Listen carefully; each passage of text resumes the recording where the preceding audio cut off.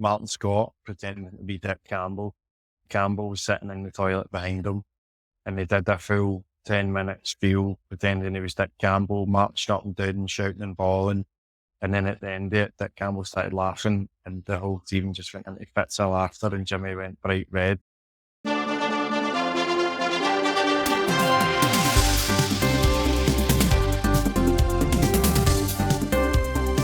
Hello and welcome to another episode of the CSI Football Podcast, where we embark on a forensic delve into a particular season of football, usually for Tartan. I'm your host, Ian Stephen, and for today's episode, we meet a man from the middle of the field that played at the most extremities in the UK, from Devon to Dingwall, with a host of destinations in between. It's Gary Miller. Gary, how are you? Not bad, Ian. Thanks a lot. Yourself? Yeah, I'm not too bad. I was particularly perturbed at the weekend. Perturbed to tell you, and you'll understand this. You're an NFL man. You understand the logistics and the quirks. I was at your initial stomping ground at Livingston Aberdeen game in the press box, and walking past me was a gentleman that had a Detroit Lions sweatshirt and a Green Bay Packers hat. And as I stopped, he walked past, he stopped and went, "What are you doing? Why are you wearing a Lions sweatshirt and a Packers hat?" Turns out he was the journalist that was sitting next to me. He's an NFL fan, he doesn't have a team, and he was just decided to take both. But in football parlance, that's like having a half and half St. Mirren and Morton scarf. It's just something you shouldn't do. Yeah, exactly. I know, but it's good that you support him, but yeah, a bit of a strange combo. Yeah, I had to sit right beside me as well, but we had some NFL chat instead of watching the game. So enough about the NFL. Into Gary Miller. Where were you born and brought up, Gary? Where are you from? Born and brought up in Glasgow. Pretty central, almost sort of west side of Glasgow. So yeah, grew up there, sort of Yoker area, surroundings is Clydebank and whatever else. So just west of where the hydro is just now. You know what question's going to come next then when you're growing up in Glasgow? Was there a particular football club that had your affections as a child? Yeah, I grew up a Rangers fan. Used to go to the games, used to go to the Champions League games and stuff. So with my big brother. So yeah, that was the side that I chose. See, that's a very interesting point, because your first club was Livingston FC, and Livingston thrive, especially in your area, bringing in boys from Glasgow. How did you get noticed by Livingston? What were Livingston doing to set that kind of catchment area? But I think there was a lot of Glasgow boys that came through, especially in the squad that I was involved in. You know, we had Graham Dorms, Robert Snodgrass, all boys for sort of central Glasgow. It was just, it happened at one point. I was training with Kilmarnock at the time, looking for a team, and we played a friendly against St Mirren, against Livy, and I ended up playing the game for Livingston as a trialist. Kilmarnock either had too many trialists, so I think they were trying to rebuild or something. And a few of us ended up playing for Livy, played well, scored a couple, and got signed for Livy the next day, and that was it. It went from there. So it wasn't anything like hours and hours of recruitment and studying your kind of background to see if you're going to be a good professional and talking to coaches. It's just kind of, well, it looks quite good. I go sign up. Turned up on the day, scored a couple of goals. I was a striker then, and 3 or 4 days joined in, played really well, and then the next day we all get signed. You know, there's an entire industry now devoted to recruitment, Gary, and you've just destroyed that in one sentence. Yeah, pretty much, you know, and I think actually 3 or 4 of the boys that came in all ended up, you know, making a decent career out of the game. So yeah, pretty much ripped that one apart. So your debut for Livy was in 2005, and Livy were in the SPL. How old were you when you made your debut? I think I was 17. I think I was 17, or it was late 17, early 18. I was. Was it John Robertson or was it Paul Lambert that threw you in? I think it was Paul Lambert. It was against Falkirk. He put me on as a substitute, and I think it was 1-0. And I think Snoddy was in the team at that time, and Graham Dorms, James McPake was involved as well. And I think I got on. We were losing 1-0, not that it was anything to do with me, or it might have been one each at the time, but I think Snoddy scored or had something to do with the goal, and I got on, and it was one each. It finished one each, and at that age, you're just delighted to be involved, and then you're in with a couple of your mates as well, and they go on in the Premier League and finish with a 1-1 on your debut. You're delighted, especially with me being a young defender at the time. Did you have a chance to let your family know that you may be making your debut, or were they able to catch it? My parents were brilliant. They come to all my football and my games everywhere. I think they've travelled just as much as I have. They go everywhere, so they would have been there anyway. And then obviously, yeah, it's a touching moment for them when they get on and they're delighted. And the fact that it's a positive result as well, then they're just as delighted as I was. Like you mentioned Snodgrass, you mentioned Dorrans, two players that went up to international success. Pretty sure Snoddy scored when he was 16 against Rangers. I think I was at that game. Were you I think he scored two. aware at that point that those two players were incredibly special, or were you just kind of naive 17-year-old just thinking everybody this good and it's just fun to be playing football? Uh, yeah, I think it's a bit strange. At the time, you're just thinking we're all just trying our best. We're all doing, he had skill and quality above what most players had, but when we actually went into the first team and he started scoring like 4, 5, 6 or 7 goals that season, then you start to know, right, he's onto something here. And then obviously the Rangers game, like he scored one or two, you know, and the Almondvale was sold out, packed stadium. I think it was two each it finished, possibly. And, that's an amazing result for us at the time. And to have a youngster score some goals and be on the bench for that was incredible. Did you, or have you managed to maintain relationships with any players that you played with through your kind of early stages of your career? Yeah, no, I'm still in good contact with most of them. I came through at Livy with Scott Boyd, still speak to him. James McPake's at Dunfermline now, still keep in touch with James now and again. But most of that team, they'll kind of talk to each other, or if we bump into each other, we'll keep in good contact. Still speak to Graham and Snoddy, stuff like that. So a lot of people that were involved around about that time sort of linked up again with a big goalkeeper, Scott Finlay, that was involved at Livingston. I linked up with him again at St Johnstone and stuff. So no, it was a real good group, and a lot of us were really young, obviously coming through the under-19s at the time. So it is a lot of boys that have stuck together and sort of stayed in touch. Maybe not every day, but when we do see each other or we ever need to reach out, then we always have a good chat. Was Alan Walker one of the players in that squad when you're coming through? Yeah, I also was in the squad, and also Martin Scott as well. I still speak to him. He's managing at Gallagher just now. So he's went on and had a good career as well. So there was a lot of good players in our under-19s team. Whenever I spoke to Alan after matches, he seems to be a bit of a handful. Would that be a correct assessment? He likes a wee opinion as well. Also does. He likes to voice it and tell you what he thinks. And but he was a good guy. Ali was a good player as well. So I'm sure I he think wasn't short in letting things get told. he's one of those guys that if I could, I would have a fiver at the bookies that he was going to get in that match. I don't think I saw a match that he didn't get a Uh, yellow card. yeah, for sure. And he was funny that way, but I like to sort of have a wee bit of aggression in that and fire into tackles. And I think he mostly got booked for answering back more than his tackles, to be honest. Well, it wasn't a great kind of season for Livy success wise. I think that was the season that Livy went down. There was a huge squad turnover at that point. Did you Yep. sense you could push for playing time in that squad, or did you still think, no, I need some seasoning, I'm probably going out and loan? I think the best thing that could happen for a young player is probably that, to get relegated or they need a shuffle. So for myself, it was brilliant and just enjoyed the most moments. I think I did go out on loan a wee bit.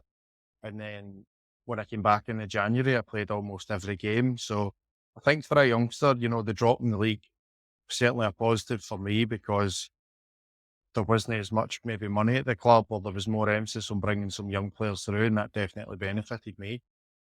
The club was starting to go through a period of upheaval, especially financial upheaval. Purses were being tightened.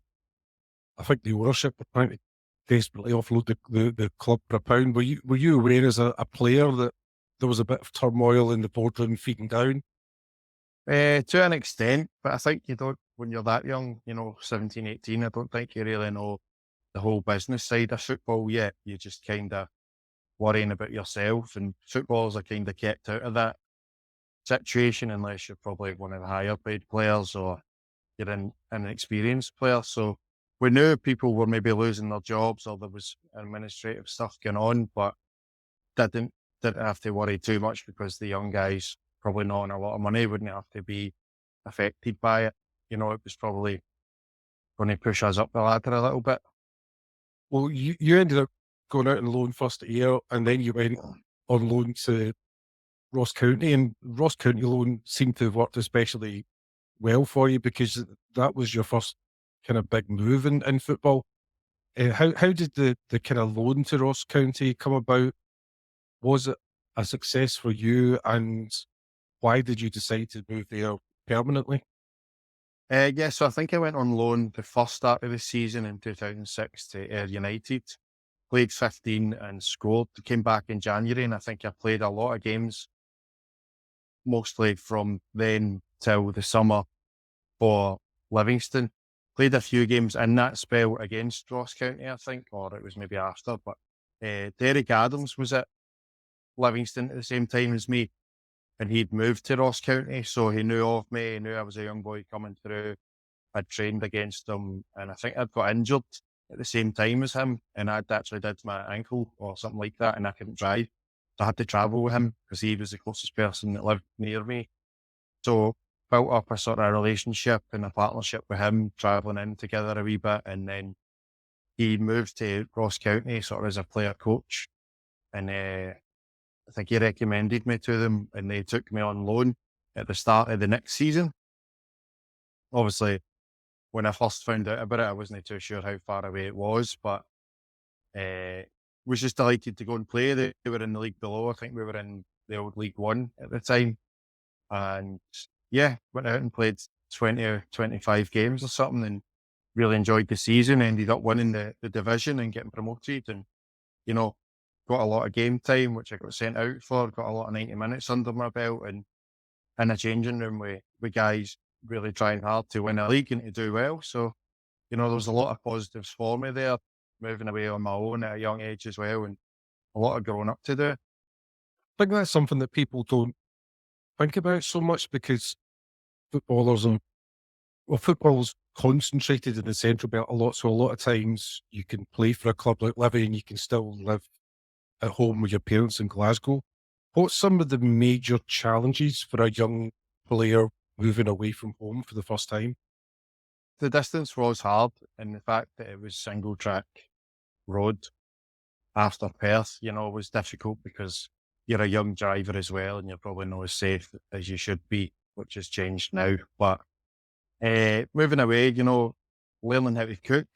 Luckily, I had a decent amount of knowledge on cooking for myself, keeping myself sort of eating quite healthy and stuff like that. But just a lot of stuff, getting used to paying bills on your own, sorting a lot of stuff out and growing up, which has benefited me and in my longer and later life and how I'm handling my stuff. So no, it was really good for me, and I would fully advise it that, if you can get a wee loan move away and go and grow and learn, then younger players should do it, which you see happening a lot more now. But at that stage in that team, can't I remember too many players being over 27, 28, and a lot of them were young guys, possibly, a good amount of us were young single guys who were spending a lot of time together, like house sharing or just always round at each other's house. So there was a good group that you never actually felt too lonely, or you were never left alone, and the management staff and the club would never have allowed that anyway, where you sort of felt lonely and stuff. So it was a great experience for me, one that I really enjoyed. And as you touched on, it led into me moving there full time. So what was the situation with Livingston? Because Livingston would have to make a decision whether they were going to retain you or extend your contract. Was it was it part of the kind of financial challenges at Livy? They needed to cut costs, or was it you thinking, I'm enjoying my football here at Ross County, I want to go? I think Roberto Landi was the manager at the time, just leading up to that, and he'd kind of said he wanted to keep me, maybe a 2-year deal or something. And I kind of spoke to him about that. Obviously, he was the manager, so when it came to sorting anything out, I think about a month or two later, a lot of the administration issues came up, and that was about March time. And I'd spoke to people at Ross County round about then as well about a pre-contract. And when that happened, then, my mind was pretty much made up. I really enjoyed it there, and I was ready to go back and sort of thrive and enjoy playing football a lot more. Like you said, Livy was a bit crazy. They think that was the second time in administration as well. So I was getting a bit older and wanting a bit of stability. Well, what was it like for you working with Landy? Because whenever I spoke to him, I thought he seemed to be an incredibly accomplished coach. He knew what he was talking about. He was talking about things that I hadn't really heard of before in Scottish football. He brought in ideas that were maybe new to me. What was it like for you working with him? I never minded him. He was an Italian guy that came in. As you said, he had a decent amount of football knowledge. I don't think his English was the greatest, but it wasn't the worst. He was fit to get his points across and stuff like that. His training was actually all right. I don't remember at times thinking, this is insane, but, it was a different method. We trained at different times. Some people never liked that or whatever else, but I don't mind doing stuff like that, especially if it's tactical and whatever else. So I kind of enjoyed his sessions, and when I had chats with him, he seemed like a nice guy who showed an interest, and I don't know if people maybe had a sort of downside look on him because he habitually was a goalkeeper and they maybe thought he shouldn't have been a head coach or whatever. But I got on all right with him. There was large spells of that season we did well, and we're doing well and winning games. So there was stories that came out and maybe some silly stuff in the press about winning leagues and trying to push for Europe and stuff that just shouldn't have happened. But, largely I think he did not too bad before that. Well, I think any Livingston fan listening to this would be remiss if I didn't ask this question. But from an inside perspective as a player, what the heck was going on with Sony in charge at Livingston? Because it was one of the bizarrest years in my time covering football. What was it like as a player? Eh, yeah, bizarre is probably a good word. I think we went away and stayed in the Ramada Jarvis Hotel for like 30 days in Livingston for pre-season. And like you were to stay there the whole duration. And I think after about 5 days, most of the team was like, what is going on here? We've got families to go home to and we're like 20 minutes away, half an hour away. So I don't think that was a great start. In fact, I think the first week they were in, we were in the changing room, and player by player, you had to go out and go into the lounge, and you would go in and shut the door, and it was like the lights weren't all on. There was a couple of lamps on, and you'd sit down. I don't know if you've heard this, but you'd sit down on a chair, and there was like a desk like Britain's Got Talent, and there was like with Sony, and it was like 4 or 5 directors or whatever, and they would ask you a couple of questions, which I can't even remember right now, but they'd ask you a few questions, and then they'd be like, thanks very much. And then you'd go up and leave and go back to the changing room, send the next person in.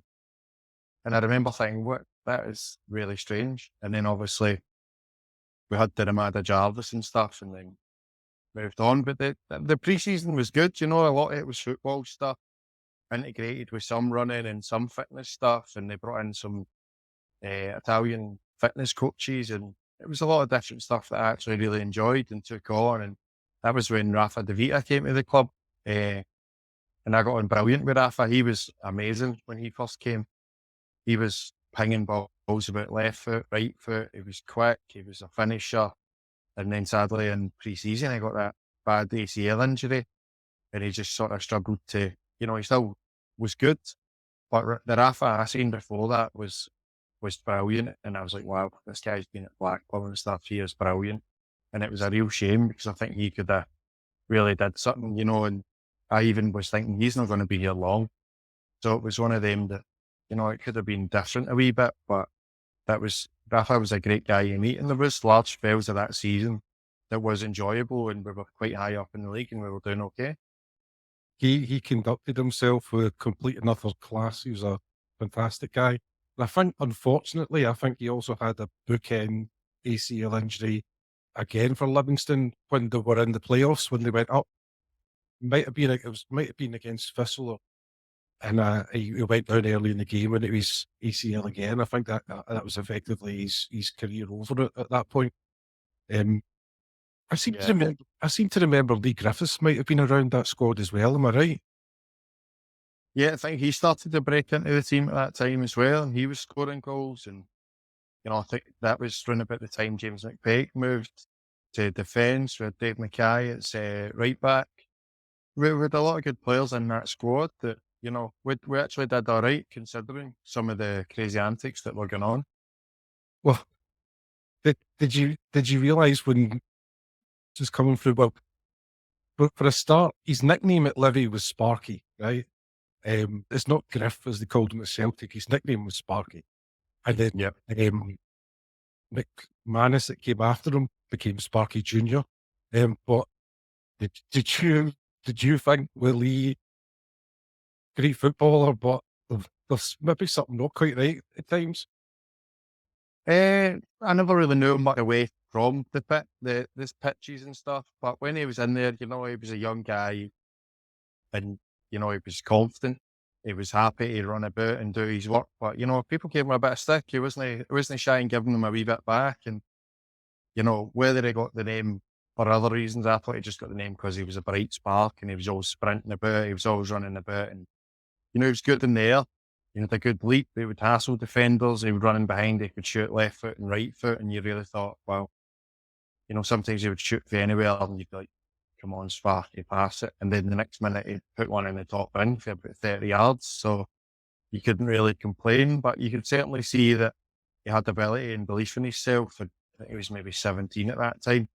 And the more games he played, the more he was going to show his quality. And he did that. And I met him again. We got together at Falkirk. We came back across each other, and he was quiet. He just came in, did his work, and enjoyed doing his stuff. And that was it. And, and it was something that I remembered when he was younger, and I was like, you were such a live wire, and you were so sort of sharp-witted as well as sharp with your feet. And then at his older age, he was quieting down a wee bit, and he was just sort of keeping a low profile.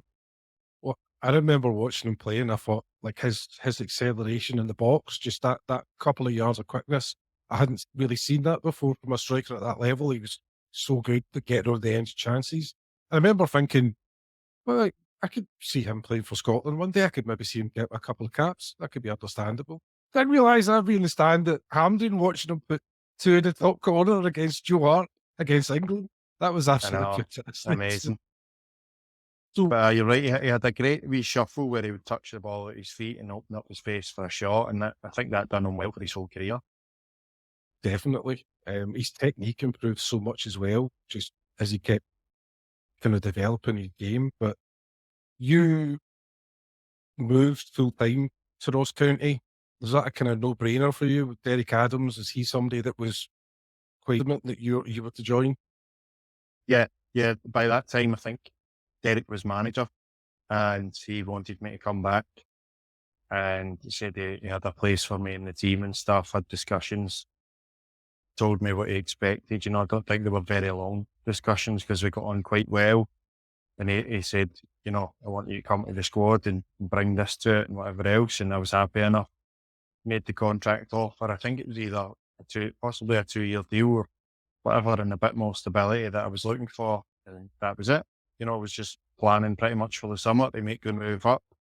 And the club up there are brilliant. They help you out with where you're going to live, help you out to make sure you're looked after and you're okay. And they pretty much do as much as they can so that all you're really focusing on is the on-field stuff.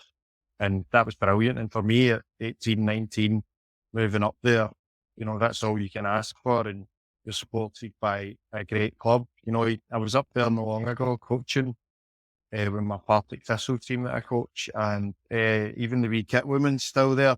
Wee Sue, she's brilliant. So I went and seen her, and still remembers you for when you were only 18, 19, and it's got a real family vibe about it at the club, and it's something that sticks with a lot of players when they go there. But even my family really enjoyed it. They were so well treated from my first spell there that they remembered it, and that was a big factor going back up. I think that's something kind of that sticks out from any conversation I've had with you, Gary, and that you seem very hardworking, and you can understand why Derek Adams would want to bring you in and why you would fit in so well with Ross County. I don't think you can possibly actually answer this because you don't come across as a hedonist. But do you think that as a young teenager going to Dingwall, is that a better idea for you off the field than footballers still living in Glasgow and they can go out to the various nightclubs or in Edinburgh? As a kind of career progression thing, do you think going to the kind of smaller areas is something that's sensible? Possibly. We had limited options on where we were going to go out and where we could go where the manager wouldn't hear about it or find out. We certainly had a good time because there was a lot of younger guys in the team, but I think at times we knew when to have a good time and we knew when we had to knuckle down. And, you know, that was a good thing about the squad because we were all far from our families. We were all on our own to try and do it and work together. So, we may as well try and make the season as positive as possible. And you never know what could happen. We could get moves or we could do well and win something. So, we sort of had that wee mentality. No, not quite as much as gang mentality, but we had a lot of young guys that were up there. And when young players come through together and stuff, they generally do quite well together if there's more players in the team that they know or they can settle. And you've seen that with sort of other teams and guys coming through that, a good wee group of young players come through usually end up doing quite well together. The big kind of rumor that you always hear about Derek Adams is that he doesn't use profanity, he doesn't swear. Is that true? Can you confirm that? That is true, yeah.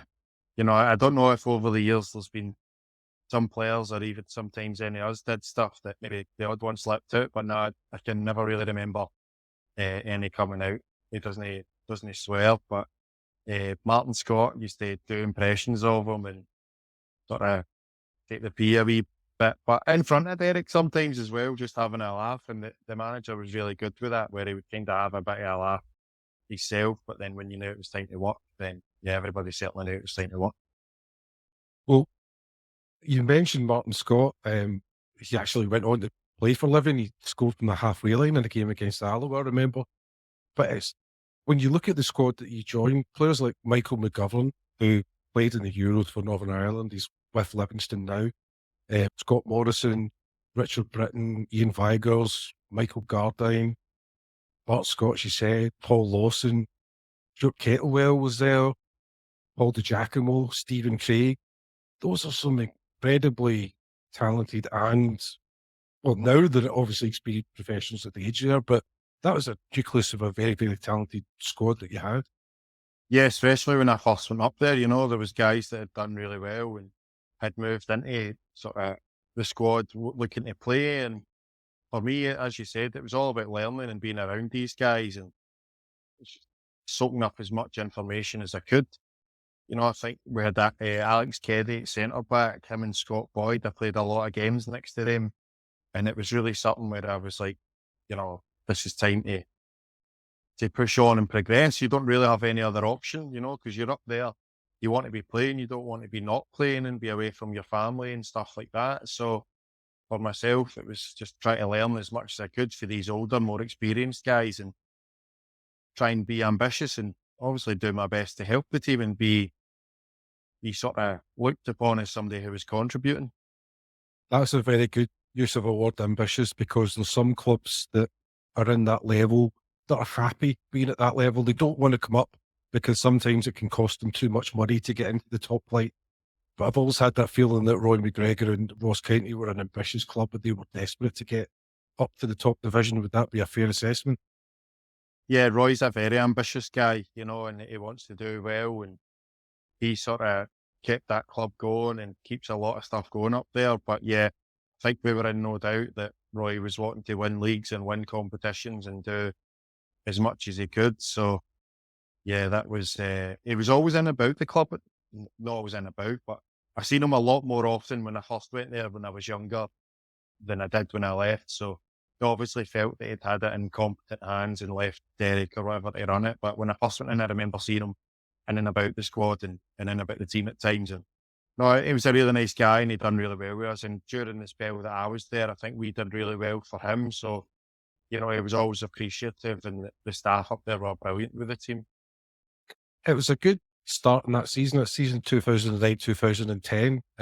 You'd only 4 losses before Christmas, 5 losses in the league before the end of February. So it was good form. And your first Highlands derby against Inverness, you won 3-1 at the end of August. What's it? We all know what it's. I mean, the Old Firm game just recently been played as we're recording. Everybody knows about the Old Firm. We know about the Dundee derby, the Edinburgh derby. What's the Highland derby like to play in? Brilliant. Really enjoyed it. For myself, it was a pumped up atmosphere and it was really good. It was exciting. There was adrenaline. I think there was actually a few of them on TV and stuff. That's when maybe Alba started doing some of the games and they were on the TV and the family was coming up for it. And I think the stadiums were quite packed as well. You're getting 7,000, 8,000 at the game and enjoying it. And we were in the same league, which had been the first time for a wee while because I think Cali had either been in the Prem and came down and we'd moved up into the Championship. So it was the first for a wee while and there was a lot of sort of hysteria around it at the time. So no, the games were brilliant. They were always good games to play in and sort of highly adrenaline and getting fired in. So no, it was really games that I enjoyed. I think we did quite well to start with. We won a couple of them in that first season. Yeah, you beat them in your first game at home in November against them, 2-1. Is it? You always hear about the pressure on Old Firm fans or fans of Hibs and Hearts in the week leading up to a derby. Like players will go into a shop somewhere and they'll have somebody tell them, remind them how important the derby is. Do you get that when you're up in Dingwall, or is it a more relaxed kind of nature up there? Probably more relaxed in how they approach it.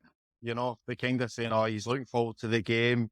Be great to beat them, stuff like that, rather than probably a bit more intimidation that goes on south of that. But no, the fans get involved and they support you well up there and they were always wanting you to do well. So it was more of a sort of positive vibe, I think. There probably was a wee bit of pressure, but they were a bit more positive about it. And, when we did win and we were doing well, the support up there was brilliant, actually. They had a stand behind one of the goals called the JLN. They always sang and the team was well supported. And as I said, I was lucky enough that my spell there, we were doing very well. So it was always going quite good and the fans were singing and keeping the team going. And it was always a lift for us. Did you ever get recognised in the street by fans and get any stick? Probably other teams not being Ross County, but no, it was never too bad that there was any stick for us, pretty much. Maybe on the odd night out or that, when we were in Inverness, we'd get stick to Cali fans, but other than that, it was nothing that I can remember.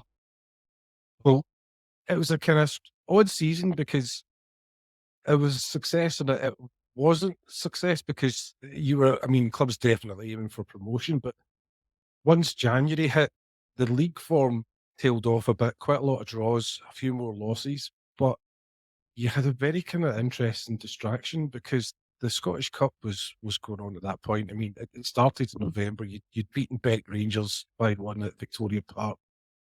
You then had Inverurie Local Works, which is a kind of derby game. It's localish, former kind of Highland League teams. You won 4-0. But the time you beat Stirling Albion 9-0 at the start of February, were you starting to think this is turning into something a wee bit magical here?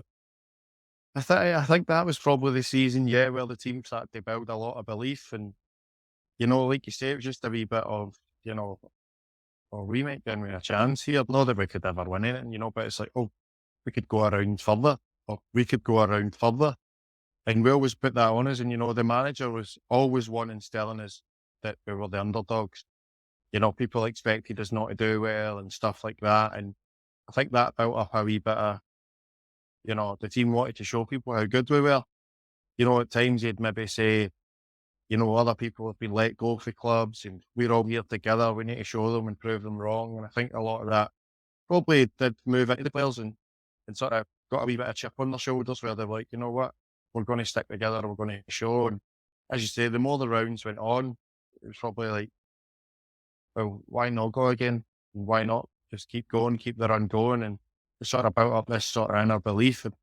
And the fans probably bought into it as well. It was big, exciting games for them. And cup games are always quite special. So I think it just sort of started to steamroll on its own. Well, you were drawn against Hibs in the quarterfinals for the cup. I mean, and that's at Easter Road. That's tough tie. There's no way you're getting through that. You go a goal down to Cavendish after 7 minutes. You could understand Ross County collapsing. But Hibs do you a favour, score an own goal. But then Riordan in the 19th minute, they score again, 2-1 Hibs. And that wasn't the case. The resolve at Ross County, you kept fighting. You got a Michael Gardyne goal in the 79th minute. Did you have a sense when you were playing in that game that we're not out of this? This is a match we're on fighting terms with Hibs. I think, if anything, what you could say about our team most of the time, was that we were resilient. We were never going to really chuck it.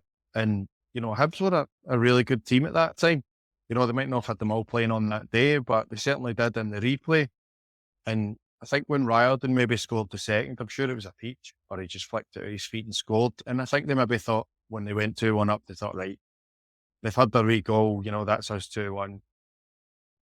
We're going to maybe see this game out. But I think large spells of that game, we actually played decent, gave a good account of ourselves, sort of hassled them and harried them and had a few of our own chances. And then when Michael Gardyne scores near the end, I think the last 10 minutes, it's really us that's pushing for the win and had a few late sort of chances or a few late blocks where we had them in their box rather than the other way about. So we certainly went back to Dingwall with a positive view, thinking more we're going to take them in the second leg rather than thinking, how we're going to keep them out.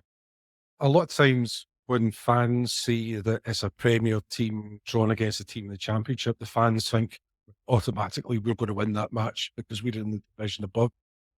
Is that the case for players? Because players are actually on the pitch. They know what the differences are in quality, and the differences in quality are minute. Professional football, it's somebody maybe having 1% more fitness, or somebody just having the ability to make 2 or 3 passes in a game that nobody else can see. That's the difference from getting you from a high echelon team, just a kind of normal team. Do you notice that when you're getting draws as well? Do you think, oh, the division above, that's a terrible draw? Or is it more of a case of it doesn't matter who it is, we're getting stuck in? Possibly, I can see the sort of, it's a Premier League team, we're up against it vibe, but, Derek Adams is a very smart man. And I think if you look at our squad or even our team on that day, a lot of players there were from Premier League teams, even as a youth. You had Michael McGovern, Michael Gardyne, Paul Lawson, who came through at Celtic. You had Paul Di Giacomo, who had played in the Premier League. You had Scott Boyd, myself, who came from Livingston. You had Scott Morrison at left back, who came for Aberdeen. You had Stevie Craig, I think at that time, who'd come through at Aberdeen and played for a few teams. Andy Barrowman, who came through down in England at Birmingham and stuff. So, a lot of the players, Jimmy Scott, Richie Britton as well, came through at Livy. So a lot of sort of players that came through it there, maybe not played loads of games in the Premier League, but we sort of had an attitude where that was where we wanted to get back to, or that's where we wanted to get to, and with Stuart Kettlewell in our team who had nothing but dig and desire, and then he had the ability to go with it. So a lot of that mixed in was really good for us. And it was a lot of positive stuff that built on that. And, Derek had a real desire where he wouldn't let any of these boys try their best and give their all. So when you come up against that, and cup games are always sort of the underdog team does better, but when you come up against that, and Hibs would have had to be absolutely giving their all on the day, sort of beat us, and that's how we felt. Why, and this is a really kind of interesting question, why is it cup games are different in the way that they're played out on the pitch than league games, in the sense of the kind of I don't want to say scrappy, but they become more intense, more physical. But it's the same. You could play the same team in the league and it'd be a completely different pattern of play. Is the atmosphere from the fans? Is it a different um, pattern of play set out by the coach? I think you're spot on there. A lot of it comes for the fans. I've always said that teams I've been at, or when I've coached my young players, the fans are vital, and if you can get them on board early doors, it changes the game for your own team. I've never understood sort of negativity or booing for the crowd, because it's only going to have one sort of response. But cup games where the players can maybe relax to an extent where it's a free hit. We're the underdogs here. Hibs are expected to beat us. What have we got to lose? Pressure's off, kind of thing. And the fans buy into that as well. They think, right, first half, we'll just support the team and we'll go. And like you said, down at Easter Road, we equalised. It was 2-1. I think most of the Ross County fans would happily have took that at half time, going in 2-1 down. And they'd have been like, we're in this, we can make a game of this. And the manager was sending that message on at half time. Come on, lads, go out there, do your best. We can score again. And we went out and did that. And, I think when we took them back to Dingwall, you see that, we scored a late winner. We were the team pushing, we kept going, and then that's how it sort of went. And the fans were used to a wee bit of that from us, for, like you said, for previous performances. So they knew to sort of keep going for the 90 minutes, because the team would keep going as well. And I think that was a great rapport that we'd built. So I've stood beside a manager when a draw was getting made. I think it was actually John Robertson at Livingston. I've stood beside a manager and I've seen his reaction, and then I've seen what he said to the press afterwards, which are two completely different things. So you would have seen the draw was made for the semi-final and it was Celtic. Is it a case of, oh, fantastic, we get to play one of the biggest clubs in Scotland, or is it oh no, it's Celtic? Probably a wee bit of both. It's a wee bit of, oh, I hope we don't get absolutely hammered. But a lot of it is, we had a really good bonding as a team. And I think we had built up a great team spirit that by that time we were just like, who cares? Let's just go there and do our best. And as I said previously, we had two or three guys that had been at Celtic before with a wee point to prove, and they were like, well, let's get into them. That was the attitude, and that's how we went into that game. So it was certainly something that we sort of approached with a free spirit, if that makes sense. It wasn't something that we were too stressed about. What did it feel like trotting out at Hampden, and what would have been a capacity for biggest game of your career at that point? It was amazing. My family were all in the crowd. Loads of the players had their families in the crowd, and it was just something that everybody was delighted to do. And, I think it was on Sky as well. So, there's a big sort of view on the game. But for us, the manager all week had just instilled, this is what we're going to do, this is the game plan, this is what we need to do, stuff like that. And he was just sort of more focused on the game, not letting the players get carried away with the hysteria. Don't think we sort of worried about that. And we just went out and, you're against Celtic, the first 10, 15 minutes, Robbie Keane's playing up front, stuff like that. So it was more just about, let's just keep it simple, do what we're good at. We're not expected to come out and be playing amazing. So let's just play how we can play, and then we'll build into it after that. Who was your direct opponent in that game? Can you remember? I think first half I was up against McGeady, and then second half I was up against Samaras. You've got about 150 international caps in your back pocket there for that one then, Gary. Well done. And I actually did all right, and I actually did not too bad, usually against fast players, and Samaras was rapid, so did not too bad that game. Well, 2-0 win, Craig and Scott with the goals, and you're in the final a month later against Dundee United. You've got to think, against United, we've got a good chance. Yeah, for sure. But Dundee United were flying high at that time. I think they were in the top 4, maybe even the top 3. So many good players getting Scotland call-ups, and they were really flying on a high at that time. But I remember a lot of the press readings were that their season continued, or our season continued up until the league, and they maybe got a rest before us, and their manager was at our games watching. And I think you see in the final, they were well prepared for us. They knew exactly how to play against us. They combated sort of our strengths, which was our wing backs getting forward and then supporting and stuff like that. And on that day, I think they were the better team. They probably deserved it, and we could try and give it all, but it was just a day where it just didn't go for us. And, sometimes you have to just hold your hands up and say that they were better on us on the day and they deserved to win.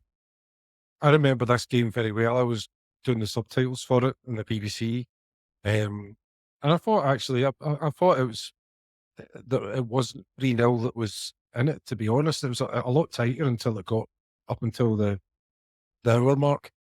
And in the build up to Yeah. this game, did you?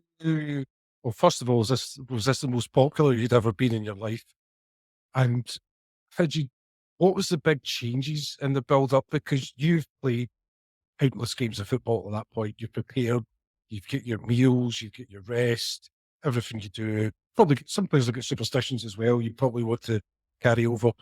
What was the main kind of difference in a cup final week than you would get to a normal game of football? Obviously, like you said, there's a lot more interest in you. There's a lot more interviews getting asked for. There's a lot more information. You're doing reviews, you're doing stuff like that. So, there is a involvement where you start to get involved in the excitement and a wee bit of the hype. But, you know, we beat Celtic the match before, that was the big hype. That was whatever for us. So if anything, it was Dundee United and it was going to be similar to what it would against Celtic. Obviously, we knew it was the Scottish Cup final and we'd never been there, but there was such hysteria also around beating Celtic and actually deserving and beating them comfortably, So we would already took a bit of it. And I think the manager was very intelligent again that he'd roomed the players who were playing next to each other. So I was in a room with Stevie Craig and I was playing right back, Stevie was playing right mid. So we were going to be spending the next game playing together. We did the same against Celtic. I think the two centre backs were together. Left back was with the left mids. Just wee silly things like that where, you can sit and have a chat with somebody and the tactics, the formation, and you're spending the night before together and the build up and you're like, right, you're going to look out for each other. You know what I mean? So as you said, they've played a lot of games by then and it's, you kind of have to just look at it as it's another game. If you look too much into it, then it's going to be a bit sort of hard for you to concentrate. But as you said, I think we've done well for certainly the first half and then up to about 50, 55 minutes. And then when they scored, I think they sort of got a big lift to their fans and their fan base. It had been so long since they'd ever done something again and it just sort of took over and the adrenaline and the lift they got to that, it just went 2 and 3. To a team once the wrong end of a cup final result comes about, because we know what happens to the winning team. You've got all the press that you do, the antics and pitch, going to various functions afterwards. What happens to a team that, and it's at the end of the season as well? Is it basically just right, boys, back in the bus and then silence for the next 5 hours back to Dingwall, or what actually takes place? I think we actually went back to the Westerwoods Hotel, which is where Dundee United were staying as well. So that wasn't a great feeling, but the manager was delighted to a point where with how we'd done. Obviously, like you said before, we'd finished the season maybe not doing as well as we could have, but who could have asked for the run in the cup that we'd had? So the manager wanted to make a point of going back and still celebrating the success and the stuff that we'd done together that season, which is totally understandable. That was at that point something that a club of that size hadn't really done for a while. So, celebrate how well you've done, enjoy the time with your family, because it was a big event for a lot of people's families as well. And they would have just been as upset as the players and gutted for the players. So you may as well enjoy the occasion and everything that's went on. And then when it's time to knuckle down and get back ready for the next season, then that's what we were going to do. But, obviously there was heartbreak after the game and it's upsetting. I think the manager and the players are one where, we're going to enjoy it. We enjoy being a team together and you just have to get over the sort of being gutted. Do you think the success in the cup perhaps lent itself towards the dip in form in the league in the second half of the season? It's very strange. I don't remember thinking that or feeling that at the time, because everybody was on a high, but maybe it made us a bigger target for other teams. I don't know. But, I think we were always expected to do well, or we certainly expected ourselves to do well. And, at times it was a tough league to be in. It was hard to go places and there was a lot of good teams in the league at the times. And, it was difficult, but I think once it sort of got to the Celtic game and then the Dundee United game, obviously a lot of focus was on that because of league form had fell away. Is it exhausting mentally when you've got a game like that coming up? It's exhausting at the point that sometimes maybe because I don't think we had a winter break then either, so there was maybe a lot of call-offs. And and there's spells where you're playing Saturday, Tuesday, and you're trying to catch up. And then if you're doing well in the cup, you're playing more midweek games than other teams, and games are lining up and carrying on. So there was a spell when we maybe had a wee bit of burnout where the players were knackered, and we'd maybe played 60 odd games that season. The following season, we'll kind of skip over that. We'll skip to the 2011-2012 season, if that's okay with you. Second game of the season, absolutely hammered 5-1 by Hamilton Accies, New Douglas Park. No way you guys are doing anything that season. Not get gutted 5-1 by Accies. That's it. Write the season off. You're done. What what happened after that Accies game? Because whatever role you Uh, got of the manager, you didn't lose a game for the rest of the season in the league. to be fair, I think that game we got somebody sent off early and we got a bit of a doing. And I remember there was players arguing at half time. And then I think the manager actually came in and told us to shut up so that he could shout at us. Uh, but I think he did see a bit of fight and a bit of spirit in the team. And I think it built then because there'd been a lot of new players coming in and mixing into that squad. And, it was early doors, but I think that game, we kind of felt a wee bit embarrassed ourselves where we were like, right, come on, this can't be happening. We're much better than this. And we kind of instilled a sort of togetherness after that. Because as I said, see, when you're travelling on buses together for 4 hours most weeks and you're spending a lot of time together, it does help. And, that really, really did help us that season. And yeah, the fact that they beat us 5-1 on the second day, I think gave us all a bit of a shock and a bit of, right, come on, we need to go here. And then, to go out the rest of the season, not getting beat again in the league was amazing for us. Well, you made the most appearances that season for Ross County. You 43 appearances. You got a goal to your game as well, a goal to your name as well. Do you think that was your best run of form as a player? I think so. It was one of those seasons where I really enjoyed that season. And I think Derek always knew that I could be trusted and be counted upon. And that's probably why he took me to other teams in the future after that. But as I said, I had a good ambition. I wanted to go out, I wanted to play as many games as I could. I was really fit, I was strong, and I used that to my strengths. I would run up and down the pitch as much as I could. I would try and get on the ball, create stuff, and try and defend as best I could. So, it was something that I applied myself to the games, and the manager obviously liked that and liked what he seen and just tried to apply it to the team as best I could. Like I said, I wanted to feel a good part of that team. It's probably the first team I'd moved on to since, at your first team, you're always looked at as a young player if you come through. And then this was my first sort of pro team where I'd been signed as such and wanted to show and make a sort of name for myself as a good player. And I think certainly that season before I left, I did that. The Ross County were about finding themselves in a position they'd never been in before the top flight. What was the feeling like around the club when you got promoted? Because I mean, you clinched promotion a few games before the end of the season. You knew you were going up. Is it different from a cup feeling because it's more extended? Yeah, I think it was an amazing season in that sense where, I think for September to about December, we just kept beating everybody. We just kept beating the bigger teams about us. I think we went to Dundee and we beat Dundee. We went back to sort of Greenock Morton, beat them. We went down to Firhill, we beat Thistle. Falkirk came up to us, we beat them. We went away to Livy, I think we won 3-0. Then I think we went to Wraith Rovers at the start of December. We beat them 4-2. So we were beating a lot of the teams round about us and we were beating them quite convincingly.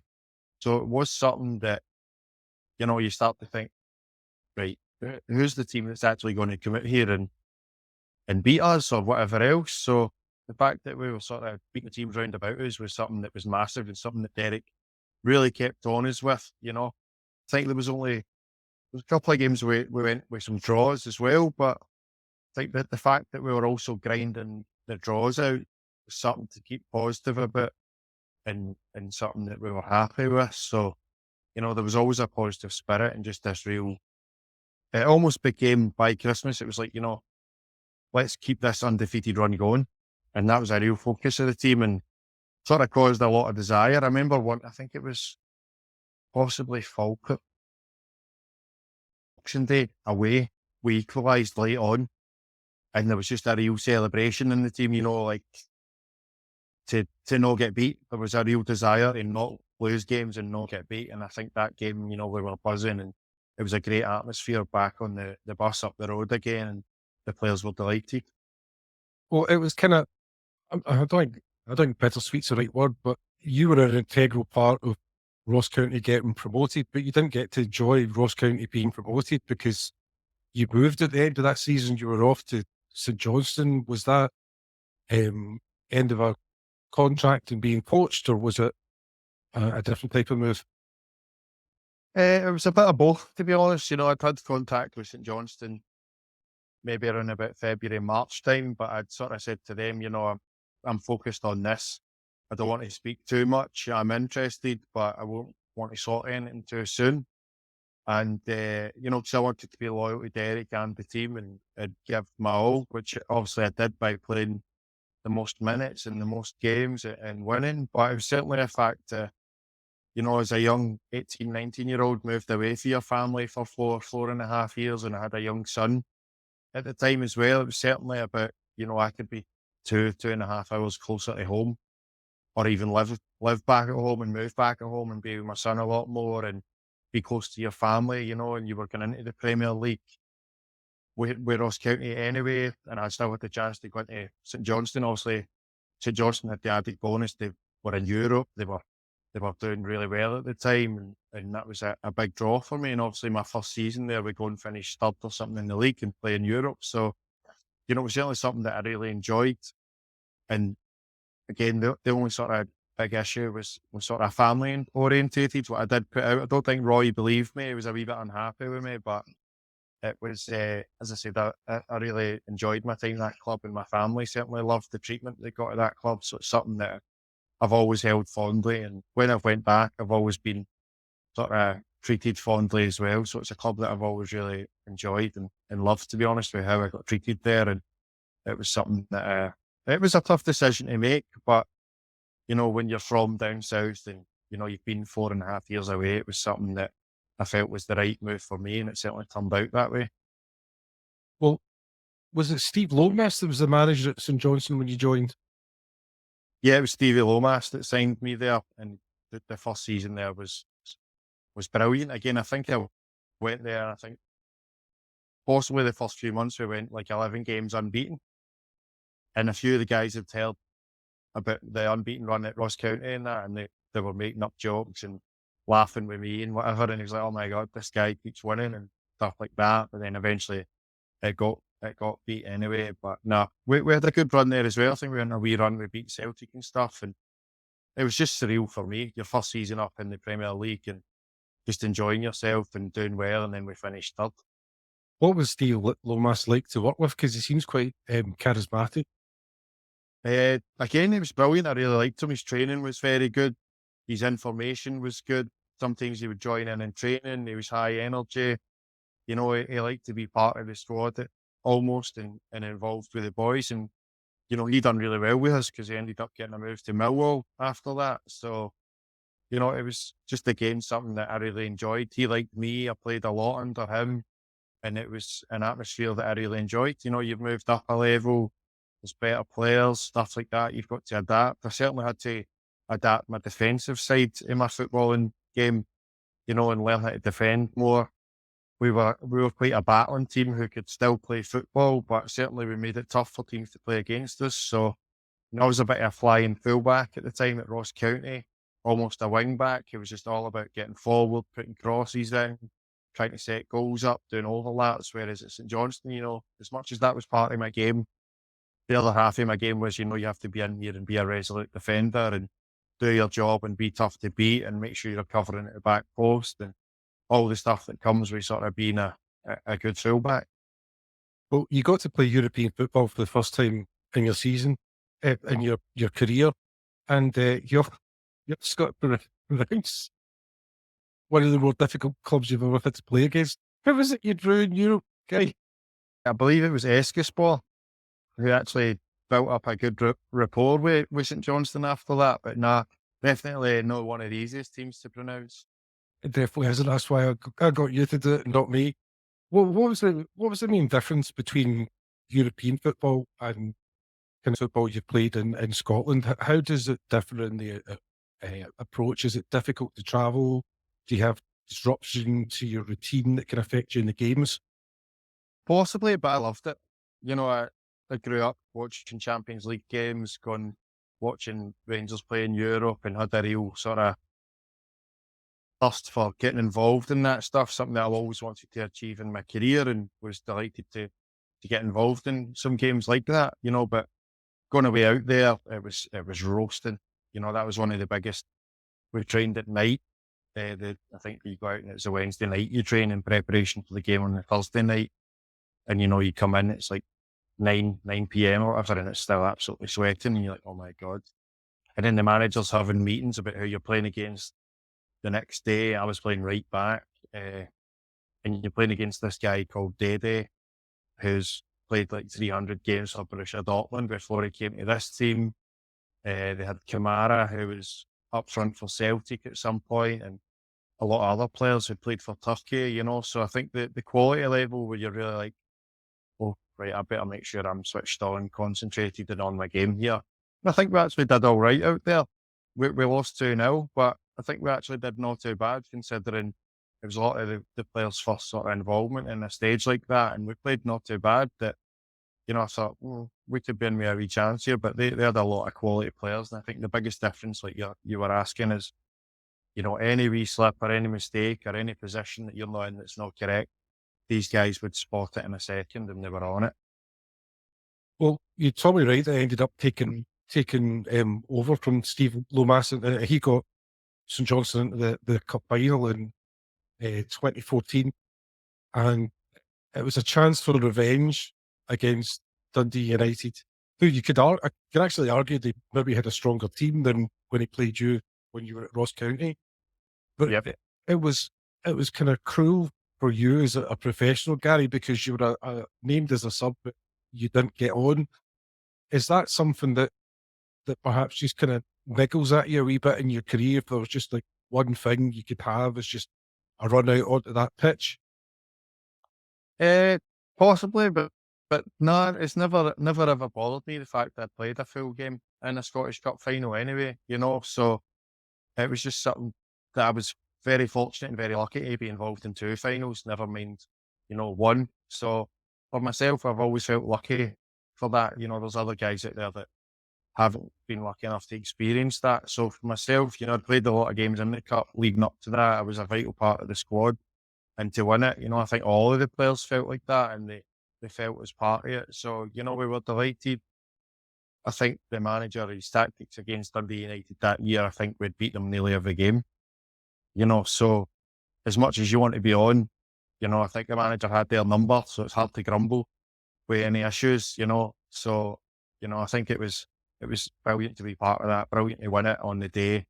And, you know, like you said, a bit of revenge for myself and my family to go back and get a winner's medal this time. You weren't kind of like walking, kind of, no, you're doing your warm ups, you weren't kind of running past the manager going, that Dave Mackay looks like he's limping, Gaffer. You might want to take him off. It was quite a tight game right up until the end, you know, so you're also like, you know, don't want to be the guy that might come on and what happens if they score. So, nah, I think we had a really good bond with the squad that season and, you know, it showed with the reactions after we'd won it as well. One of the players that was in that squad is Chris Olumo, um, Yep.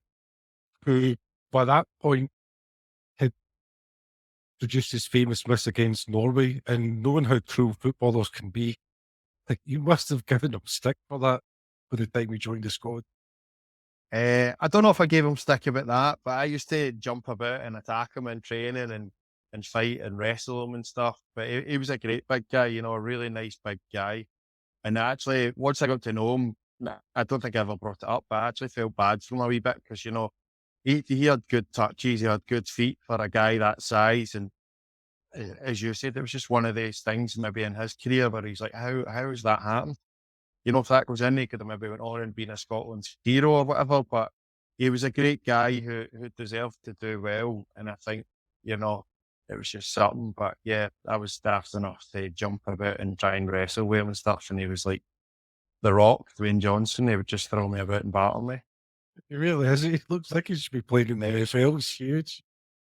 He's some size, but nah, a lovely big guy and a good experience for him as well to come to us and be involved and win a trophy.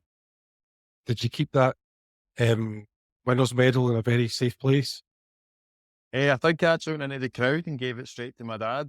So he was delighted with that. But yeah, I think he's still got it to this day. So stored away, making sure it'll be remembered. Good. Well, you moved on to Partick Thistle for a season, and then you made one of the furthest moves away from your family possible, Plymouth Argyle, and you spoke about it earlier. Was that Derek Adams' influence getting you down there? Yeah, I think I'd agreed at the time to stay at Partick Thistle with Alan Archibald, a new 2-year contract. And then when I spoke to the chairman, things weren't quite adding up. And I was like, I don't know what's going on here. And then I spoke to Archie and he was kind of just like, take care of yourself. And I flew away to America that summer. I think I was in Las Vegas and Derek was in the playoffs at the time at Plymouth. And they didn't manage to make it up and they phoned me. And I was in Vegas. And he was like, do you want to come? I need to try and win promotion here. We've worked together, blah, blah. And I think it was all agreed within about 10 minutes. That was it. And then went back to enjoying myself and then text my parents and that. And I was like, right, going to have to be moving in about a month. And they were like, wow, like you couldn't have picked a further away place. But it's tainted as the English Riviera. It's supposed to be sunny and whatever. So I was trying to sell it to them. Did they think you did they mishear? They think, oh, Argyle, let's not too far away. That's just up the coast. I know, but the support's been amazing for me throughout my career, and obviously my life. But it was another place for them to go and explore and go and travel, and they probably explored and seen more of it down there than I managed to because of all the games. And again, it was another part of the country that they loved visiting, and it certainly was. I think it was sunny all the way up to about mid-November, end of November. So it was a place they got to enjoy. What was the main difference for you as a footballer between the football that you played in Devon and the football that you played in Scotland? I would probably have to say the intensity in the sense, you're playing 60, 70 games a season down there. You're playing in 3 or 4 cups. You're playing, I think it's 20, 24 teams. And you're playing 2 games a season. So the games are ramped up right away. The league season's maybe 38 to 40 games or maybe even more in League Two.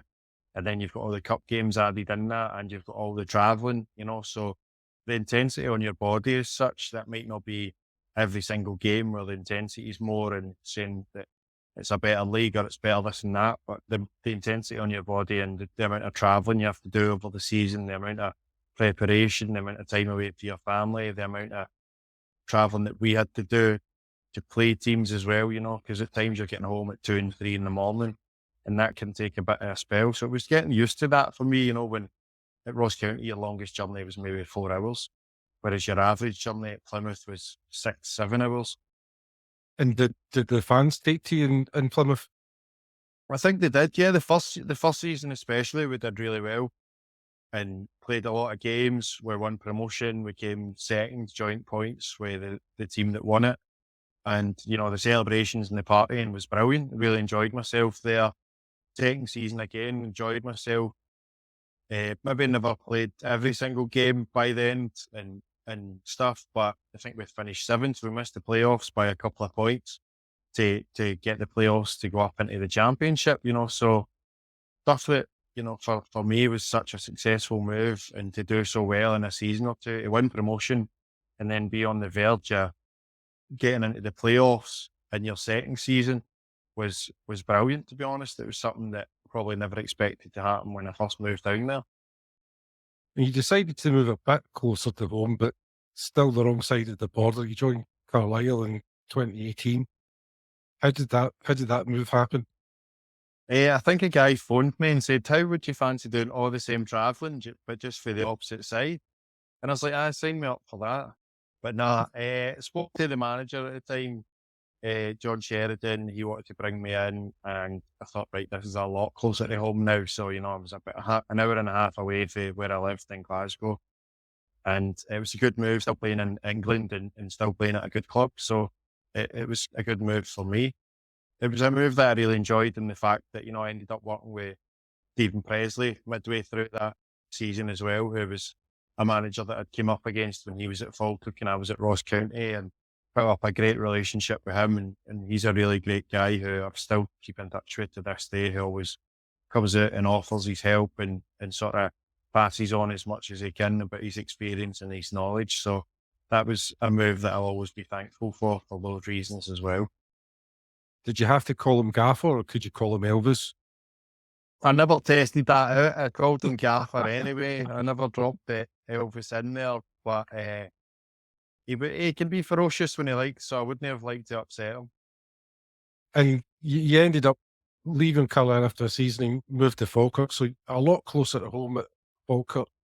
But a club that had fallen from its way, perhaps you could argue. I think that they're doing well at the moment in the third tier. They're definitely going up, but a big club that had lost its way. They invested heavily in youth. Then they decided to rip up their youth system and go with more experienced pros.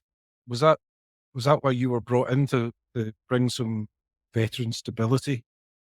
Yes, so I'd actually been approached the season before when they were in the midst of doing that. And, it was something where I was like, I'm unsure about that. And I had the Carlisle offer and I thought that was better for me. So I took it. And then at the end of that season, I was moving home to be a bit closer again. And that was an offer that came towards me. And I thought, you know what, I'm going to go for it this time. Like you said, they were trying to add a bit of veterans and trying to build on the squad and get back up after what had been sort of a really bad season for them. So, I did go in at quite a tumultuous time, and I don't think it got much better. We had a really good season, the first sort of season, which COVID cut short. And then, we had largely good spells at the seasons there, but we kind of just kept falling away at the end and couldn't see it out. And it was so disappointing, but it's delighted to see them up now and they'll be in championship next year, because it is a brilliant club. There's lots of good people there and I really hope to see them do well. And actually the first season there, I actually loved it and I was playing really good football. I'd moved into centre defensive midfield and I was really enjoying my football there. It was probably the best I'd felt for a wee while. How did you feel about playing on the artificial pitch? Because it's a divisive subject. Some players like it, some players hate it. What was your take on it? I didn't mind it, to be honest. It wasn't ideal. It took a bit of adjusting. My legs were sore the first couple of weeks. It did take its spell because in England you're playing in grass every week and stuff like that. But I came through at Livingston and we trained on Astro every day.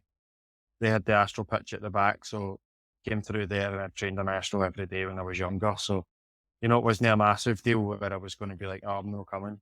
You know, some games our home pitch would be better than the team we were playing away anyway, and that was grass. So it was just something that came more into it. It made a lot of monetary sense for the club at the time and other clubs at that level. So can fully understand it, to get matches on and to play on a decent surface. So it was never something that I had a big issue with, and I think we actually did well a lot that season on the surface. And then you ended up moving to East Kilbride, a very ambitious club. What was your take on playing at East Kilbride? Again, I really enjoyed it. Moved to a squad that was a really competitive squad with a few guys that I knew. I'd been with Neil McLaughlin at Partick Thistle when he was a young boy, and I was sort of an experienced pro at the time. And it was great to link up with Neil again. He's absolutely brilliant at that level. He's untouchable. He scores so many goals. Linked up with Bob McHugh, who I'd played against so many times over the years, Johnny Page. played against him. Ronan Hughes, I'd played against him when he was at Hamilton and stuff as well. So there was a lot of familiar faces there as well. And Kevin Rutkiewicz, had been up against him as he was a manager as well. So I knew a lot of players, and like you said, they were ambitious and they wanted to do well. And for large spells of that season, we did. And then, again, it just tapered off and it became a bit more difficult. Well, that was your career kind of winding down at that point. Gary, have you moved kind of full time into coaching now after winding down as a player? Pretty much. I'm still playing and coaching at St Cadop. Do you know, 7, 8, 9 years moved from there, from East Kilbride to there. The manager, Martin Fellows, is a young up and coming manager who's doing very well. We've got our assistant manager, Mark McKenna, who is Steve Clark's right hand man with the video analysis for Scotland. So, one of the big sort of reasons for me moving was to learn for these guys as well and be involved with young modern managers coming through who got a great amount of experience. And then, a lot of the same players have moved to the same team. Neil's there, Ronan's there, Bob McHugh's there, BJ Cole, Alan Lithgow, players like that, all players that are very quite experienced at that level. So it's been a good season so far, and getting to coach them sometimes, being involved and moving into my coaching side, involved at Partick Thistle just now with their 18s is something that's been an enjoyable step for me. Is it definitely a career path you see for yourself in the future? I never thought it was when I was a young guy at Ross County, and you're enjoying yourself and you're probably doing a lot of stuff that, you're partying and you're young and enjoying it, that I thought coaching wasn't on my forefront, but it certainly is now. I like sort of helping the young guys develop, helping them come through, and at some point I think I would like to be a manager and see how it goes. I went and managed Strathclyde University team for a season there and helped them win the league. So it was something that was really enjoyable, and sort of helping them develop players and seeing them do well is something that I really enjoy. Well, I think everybody will agree that Strathclyde University is definitely the premier university in Glasgow. He says this is alma mater. Well, we're coming to the end of the interview, Gary, but I've got some quick fire questions for you because you were always the quickest in the pitch. Who was the best opponent you played against? The best player that I played against? Yep. The best player I was probably up against was maybe Divock Origi. We played against Liverpool in the Cup, and I was up against him. And then, I think a season or two after that, I was scoring in Champions League finals and stuff. So I'm sure there is probably better players that were on that pitch, but I was directly up against him that day, and I went on and scored in a Champions League final. So I'd have to give him that. Who's your favourite teammate? My favourite teammate? Tough one. There's probably a few, but one of the closest ones I had was at St Johnstone. It was like a wee group. It was me, Gary McDonald, and Michael Halloran.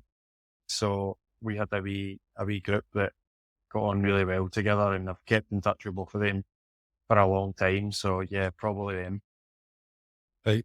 I don't think you don't have many options to the next question. Your best goal scored. You're a full-back. You were meant to score, but Probably my goal against St Johnstone for Partick Thistle. It was a half volley for outside the box, and obviously being against your own team as well. Not that made me try any harder, but found myself outside the box and managed to score. So no, I was delighted with that. So it's probably one of my best. I did score a goal for St Johnstone where I went on a dribble, about halfway, ran all the way down the line, cut in and put it in the top corner. But I think the half volley for Partick Thistle was probably better. do you know what to do as a defender when you score? Do you have to kind of work it? Do you have to practice it beforehand? I never scored that often, and my celebrations were really great. So I think just turning around and being as excited as possible and waiting for somebody to jump on me to take the light off me was my reaction. What you'd be doing nowadays, you'd be looking straight at VAR to see if they're going to check it. I know. I'm lucky that I never scored that many goals to be involved in stuff like that, or you'd be devastated, wouldn't you? What was the best stadium you've played at? Best stadium. I really liked the Rosenborg Stadium. We played away against Rosenborg and beat them 1-0. And for like a young guy coming through when you're playing all these computer games about like being in the Champions League, watching Champions League games, they were a team that was always involved in stuff like that. So for me, a wee achievement was to go away and play there and and win. Although surprisingly, we played Luzerne away in the cup in the Europa as well. And their stadium was amazing because I think it was around about the time it was the Austria-Switzerland World Cup, Euros even, and it had all been built up and it was like this big golden stadium that was just amazing. So probably one of them. Played at Hampden a few times, played at Celtic Park and stuff. So probably the Rosenborg one for me sticks out. What is the best prank you witnessed in football? There's probably some that you couldn't actually discuss, but one of the funniest I think it's been mentioned before was Martin Scott pretending to be Dick Campbell, not knowing that Dick Campbell was sitting in the toilet behind him, and they did a full 10-minute spiel pretending he was Dick Campbell, marched up and down and shouting and bawling, and then at the end of it, Dick Campbell started laughing, and the whole team just went into fits of laughter, and Jimmy went bright red. But there's been loads of pranks over it, like people's shoes getting hidden or stapled to the floor, and people's gear getting cut. And I think there was one time we had a physio actually at Ross County, and the boys wrapped his car in cling film, and it had been snowing, and they covered his whole car with snow, like packed it and just absolutely covered it. And it was quite funny when he came out and he was looking for his car, and it was under a big pile of snow. Why is it the physios are always the target? What is it they're doing wrong? I think it's because when players come back from injury or whatever and they get peppered and they've got to do loads of sprints, and I'm sure at that point, Ross County is right next to the sea, and I think he made a few boys go into the sea and stuff for ice cold recovery. So I think he got peppered a wee bit that season. What's the best insult you've heard on the pitch? On the pitch, God knows. I remember Doug Emily used to argue with me all the time because I would be up against him and stuff, and he would try and slaughter me or whatever. But he was a really good guy playing against him. He was a tough competitor, and he'd slaughter me and stuff. I'd be like, hey, we're playing in the same league. How can you be saying so much? And he would just laugh and stuff like that. But other than that, like, I don't think I've heard any two slaggings. Obviously, you've heard other people's stories where they're talking about like money, slaggings, and whatever else. But anything on the pitch has never been too bad. Have you heard anything from the fans? Sorry. Fans can be quite cruel with some of their analysis. I remember one time playing for Livy in the Italian escapades, because I was a young guy, team had a good suntan and whatever else. I was getting shouted abuse at, like getting told I should go back to Italy and whatever else. And I turned around and I was like, mate, I'm from Glasgow. What are you talking about? And the guy was like, What's the best crowd chant you've ever heard? And have you ever had a Gary Miller song?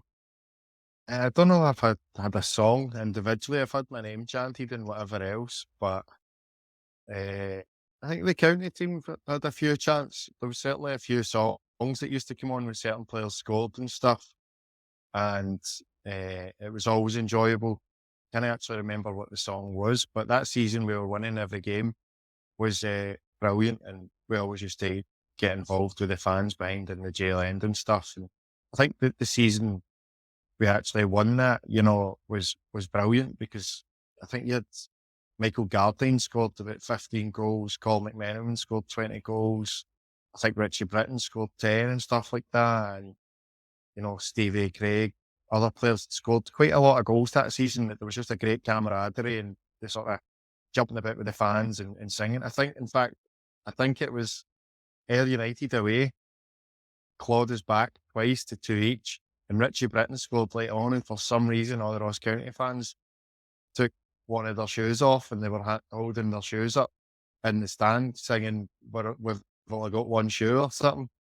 And I remember during the game thinking, this is so strange, and it's something that my parents laugh and joke about as well, and it's like, no idea where that came from, but if people can remember that, it would be funny.